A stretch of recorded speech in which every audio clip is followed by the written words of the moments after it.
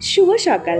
আমার নতুন আরও একটি মিনি ব্লগে তোমাদের অনেক অনেক ওয়েলকাম। শাশুড়ি মা আজ সকালে রুটির সঙ্গে বানিয়েছে আলু ভাজা আর বেগুন ভাজা, যেটা খেতে আমার বর একটুও পছন্দ করে না। দুপুরে নিচে খেয়েছি আর সন্ধ্যাবেলা বর নিয়ে এসে ফুচকা।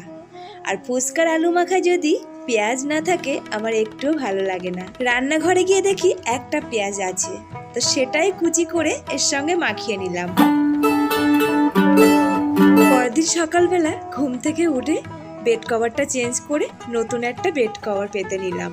আর এটা কিনেছিলাম আমি বিমল থেকে। এবার ঘরটা পরিষ্কার করে স্নান করে নেব।